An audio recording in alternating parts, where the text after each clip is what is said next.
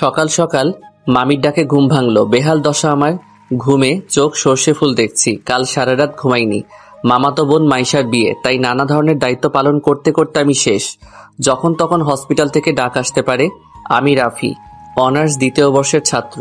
Varsity off এখন। তাছাড়া বিয়ে বলে কথা, তাই এমনিতেই খুশির ঠেলায় নাচতে নাচতে আগে আগে মামার বাসায় চলে এসেছি। এখন বোঝো ঠেলা, কাজের চাপে অথবা কাজের নিচে পড়ে কখন যে ইতিহাসের মতো চাপা পড়ে যাব তার ঠিক নেই। চলুন কথা না বাড়িয়ে গল্পে ফেরা যাক। মামির ডাক থামছেই না। আমার মনে হয় সকালে মোরগও এতবার চেঁচায় না। কি আর করার, ঘুম ঘুম চোখে তাকালাম। তবে সামনে যে মামি আছে কিনা তাও বুঝতে পারছি না। ভাই, ঘুমের চাপে আমি মাতাল। দূর দূর পর্যন্ত খালি ঘুমকেই দেখতে পাচ্ছি আমি। হঠাৎ মামি আমার কাঁধ ধরে ঝাঁকি দিয়ে বলল, এই রাফি, বাপ আমার একটু কলেজে যা না, রাইসাকে নিয়ে আয় একটু। দেখ না, বাসার কত কাজ, কেউ সময় পাচ্ছে না। কি রে, শুনছিস আমার কথা? এই রাফি। নিজের মুখে নিজে একটা থাপ্পড় মারলাম কষে। মামি তো অবাক, ছেলেটা করে কি? আমি একটা কার্টুনের মতো চেহারা করে কুম্ফু স্টাইলে বললাম, মামি আমি তো আছি, আমি এখনই যাচ্ছি, তুমি চিন্তা করো না, আমি আসছি, যাও। আচ্ছা ঠিক আছে, আমি তাহলে রাইসাকে ফোন করে বলে দেই যে রাফি আসছে তোকে নিতে, কেমন? হুম, বলো। আমি মানা করলেও যে তুমি বলবে আমি জানি। মামি চলে গেল। আমি এতক্ষণে নিজেকে আর আটকাতে পারলাম না। কে বলেছে ছেলে মানুষ কান্না করে না? এরে, আমার এখন চিল্লাইয়া কান্না করতে ইচ্ছে করছে।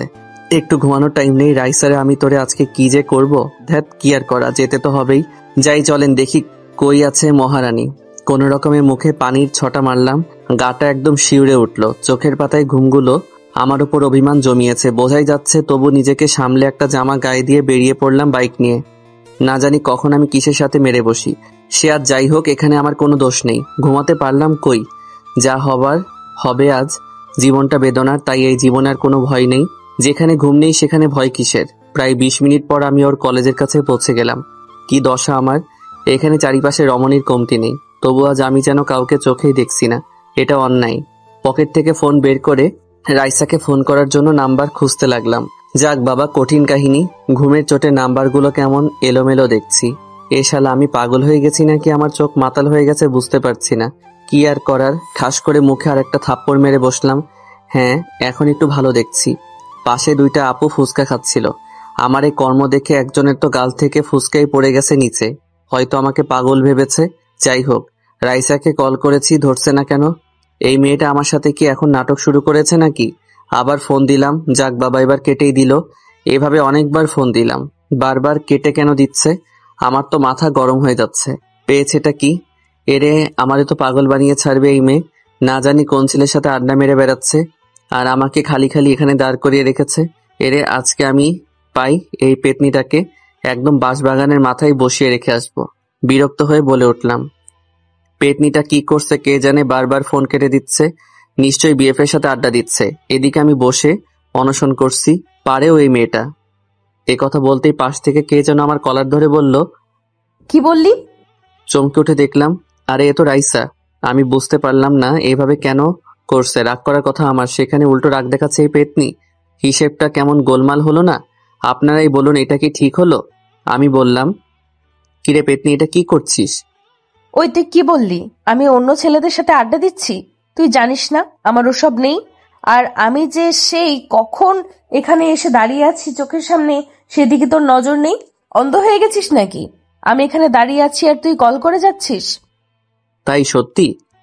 রাইসা আমার দিকে রাগী দৃষ্টিতে তাকিয়ে আছে। এখানে আমার কি দোষ? সব দোষ ঘুমের।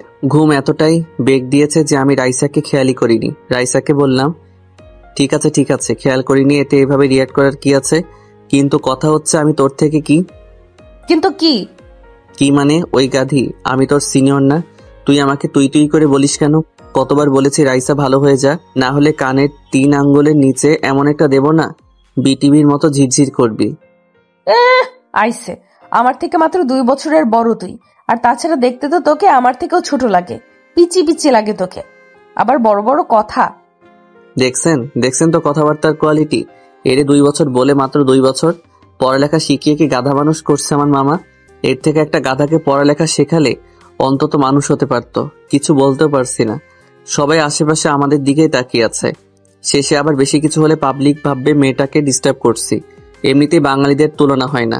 আমার ভাই কেলানি খাওয়ার শখ নেই। রাইসা আমার একটু কাছে এসে বলল, রাফি, এই আবার নাম ধরে ডাকছিস? চুপ, আগে বল তোর চোখ এত লাল কেন? রাফি, তুই নেশামেশা করছিস না তো? রাফি, আমার হাতে কিন্তু মার্ডার হয়ে যাবে। তুই নেশা করেছিস রাফি, আমি সত্যিই তোকে মেরে ফেলবো।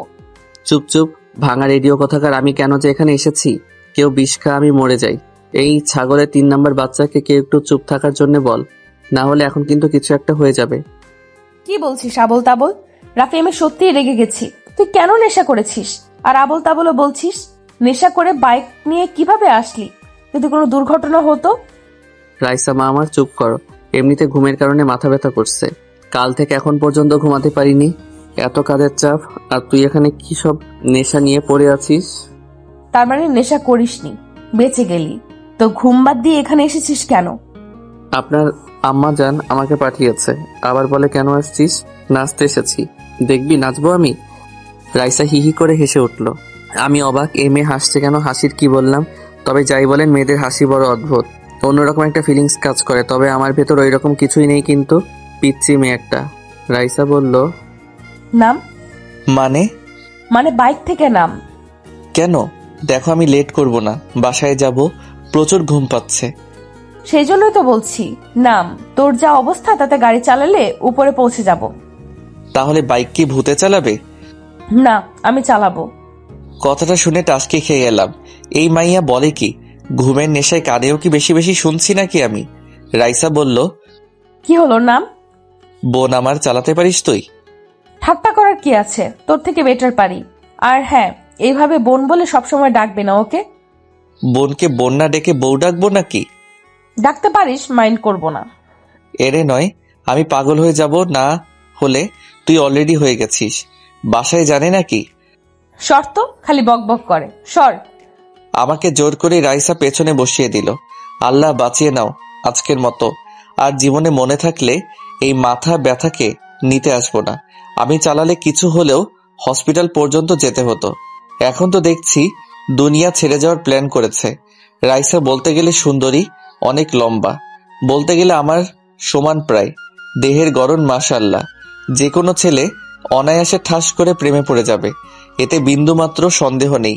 তবু আমার বোন, অন্য চিন্তা ভাবনা নেই। বলতে গেলে আমার মাইশাকে ছেলে পক্ষ 2 বার আগে দেখতে এসেছিল, তবে এসে মাইশার বদলে রাইসাকে পছন্দ হয়ে গেছিল। তাই এবার ছেলে আসলে রাইসাকে সামনে আসতে দেইনি। যাই হোক, আমি পেছনে বসে আছি। রাইসা রেসের ঘোড়ার মতো বাইক নিয়ে ছুটে চলেছে। এই মেয়ে বাইক চালানো শিখলো কবে? 1 বছর আগে যখন এসেছিলাম তখন তো বাইকে উঠতেও ভয় পেত। কাহিনী বুঝলাম না। যাই হোক, আমার এদিকে ঘুমের চোটে চোখে লুডো খেলা দেখছি। নিজের অজান্তেই রাইসাকে পেছন থেকে জড়িয়ে ধরে পিঠে মাথা রেখে একটু চোখ বুঝলাম। বোঝো ঠেলা। তৎক্ষণাৎ নিজেকে হাওয়াতে আবিষ্কার করলাম। দেখলাম আমি হাওয়াতে ফুটবলের মতো ভাসছি। আহা, কি ফিলিংস! হঠাৎ করে মাটিতে পড়ে কয়েকশো পোল্টি খেতে খেতে বাসার সামনেই চলে আসলাম। চারদিক থেকে সব লোকজন এসে তাড়াতাড়ি করে আমাদের নিয়ে ব্যস্ত হয়ে পড়েছে। রাইসার কি অবস্থা বুঝলাম না, তবে আমার তো ঘুম পাচ্ছে। ভাই বিশ্বাস করেন, এবার হসপিটালে যেয়ে আমি আরামসে ঘুমাতে পারবো। জলদি নিয়ে চলে রে আমাকে। এবার আর কেউ আমাকে বিরক্ত করবে না। হে হে। অবশেষে আমি ঘুমাবো। এ তো ঈদের থেকেও বেশি খুশি লাগছে না আমার। হে হে হে হে। তারপর আর কিছু মনে নেই আমার। রাইসা পুরো 1 দিন পর চোখ খুলল। এটা দেখে তো সবাই খুশি। অবশেষে রাইসা সুস্থ। হাতে আর পায়ে একটু চোট লেগেছে, তবে বেশি না। মাথায় একটু আঘাত লাগার কারণে এটা হয়েছে, তবে এখন চিন্তার কোনো কারণ নেই। রাইসার আম্মু বলল, মা আমার, এই দেখ, আমি তোর মা, চিনতে পারছিস? আম্মু, কেন চিনবো না? তুমি কি পাল্টে গেছো নাকি? এই, তোকে বাইক কে চালাতে বলেছিল? তোকে কিছু বললে কেন শুনিস না? আর যদি কিছু হয়েছে তো 2 দিন পর মাইশার বিয়ে। এখন কি হতো যদি সিরিয়াস কিছু হতো? আল্লাহর কাছে শুক্রিয়া, সিরিয়াস কিছু হয়নি। আম্মু, আমি তাড়াতাড়ি সুস্থ হয়ে যাব তো? আপুর বিয়ের কত শপিং করব, কত মজা করব। ডাক্তার বলল তোকে এখনই বাসায় নিয়ে যেতে পারবো, সমস্যা নেই। হ্যাঁ, আর আমিও তো বাইকটা পার্ক করব তখনই পড়েছি। তবে পড়ার তো কথা। এটা বলতেই রাইসার মনে পড়ে গেল আমার কথা। রাইসা মনে মনে ভাবছে, তখন আমাকে কিভাবে জড়িয়ে ধরেছিল? আমার কি দোষ? এভাবে কেউ ধরে? আমার তো অনেক লজ্জা লাগছিল, তাই নিজেকে কন্ট্রোল করতে পারিনি। এখানে আমার কোনো দোষ নেই, সব দোষ ওই গাধাটার। ধরবি ধরবি তাই বলে এইভাবে আমাকে বলতি যে জড়িয়ে ধরতে ইচ্ছে করছে, বাসায় এসে যত খুশি জড়িয়ে ধরতি, ছাগল কোথাকার। রাইসার বড় খালা জিজ্ঞাসা করলো, কিরে রাইসা, কি ভাবছিস? হুম, কি কি ভাবছিস ওভাবে? না না কিছু না, আমি ঠিক আছি। এই মাইশা, চল ওকে ধর একটু, বাসায় নিয়ে যাওয়াই ভালো। সবাই ওকে ধরে দাঁড় করিয়ে নিয়ে যেতে লাগলো। হঠাৎ করে রাইসা বলল, আম্মু রাফি কই? চুপ মনে হচ্ছে, তুমি একাই পড়েছো? রাফি কি সুপারম্যান নাকি যে কিছুই হয়নি? মানে রাফির কি হয়েছে? আম্মু কি হয়েছে ওর? কই ও? আমি ওর কাছে যাব। হঠাৎ করে রাইসা কান্না শুরু করে দিছে। বোঝো ঠেলা, হসপিটাল জুড়ে সবাই রাইসার দিকে তাকিয়ে আছে। সবাই এদিকে অবাক। আমাকে নিয়ে এভাবে করতে আগে কখনো দেখনি বাসার লোক। পাগলের মতো কান্না করে চলেছে। মাইশা বলল, রাইসা কি হচ্ছে এসব? পাগলামি করছিস কেন?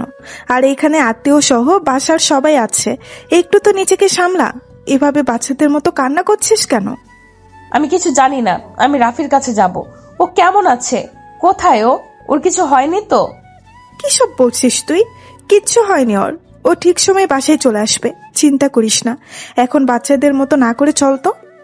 না, আমি যাব না, এক পাও এখান থেকে নড়বো না। আগে আমি ওর কাছে যাব, ওর সাথে কথা বলবো, তারপর আমি যাব। না হলে আমি একটুও নড়বো না এখান থেকে। সবাই হতাশ। মেয়ের হলোটা কি? এরকম করছে যেন রাফি ওর বিয়ে করা বর। মানুষ বরের জন্যও এমনটা করে না, যেমনটা রাইসা এমন করছে।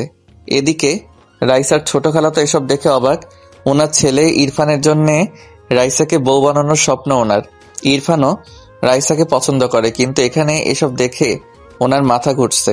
তবে নিজেকে বুঝিয়ে ভাবলো যে হয়তো দুজনের দুর্ঘটনা হয়েছে, তাই এমনটা করছে। এছাড়া কি আর হবে। উনি এসে বলল, রাইসা মা, চলো বাসায় যাই, রাফিও চলে আসবে। খালা আপনিও? আমি কি করে একা বাসায় যাই? আমার জন্য এইসব হলো, ওকে একবার দেখে যাই। আচ্ছা ঠিক আছে, সবাই বাসায় চলে যাও। মাইশা মা, রাইসাকে রাফির সাথে দেখা করে ওকে নিয়ে চলে আসিস বাসায়, ওকে? আচ্ছা ঠিক আছে খালা। রাইসার আম্মু মেয়ের চিন্তায় বলল, আমি আর মাইশা থাকছি, তোমরা সবাই চলে যাও। ওদিকে সব কাজ পড়ে আছে, ওই দিকটাও তো দেখতে হবে। যাও যাও। সবাই চলে গেল। রাইসা অনেক খুশি লাগছে। মাইশা বলল, কিরে, ছাগলের মতো হাসছিস কেন? আম্মু দেখেছো তোমার বড় মেয়ে আমাকে কি বলল? দুটোকেই এখন পেটাবো আমি। এটা হসপিটাল, এখানেও তোদের শয়তানি কমছে না। একে তো একজন মহান কাজ ঘটিয়ে ফেলেছে, আবার এখন পটাং পটাং কথা বলছে। কথা বলো না তো, আমাকে নিয়ে এত ভাবতে হবে না। চলো আমাকে আমার রাফির কাছে নিয়ে চলো। মাইশা আর আম্মু দুজনেই যেন লাফিয়ে উঠল। রাইসার কথায় দুজনেই গাধার মতো মুখ করে বড় বড় চোখ করে রাইসার দিকে তাকালো। রাইসা নিজেও বুঝতে পেরেছে যে মুখ ফুসকে এ কি বলে ফেললাম। মনের কথা মুখে চলে এসেছে হঠাৎ করে। এখন কি করি? এদেরকে তো বোঝাতে গেলে বেঁকে বসবে। রাইসা বলল, কি এইভাবে আমার দিকে তাকিয়ে আছো কেন তোমরা? মনে হচ্ছে আমি উগান্ডা থেকে ডাউনলোড হয়ে এসেছি। রাইসা মাত্র কি বললি তুই? বুঝতে পারলাম না। এই যে নবাবের বেটি, দেখি এদিকে তাকান তো।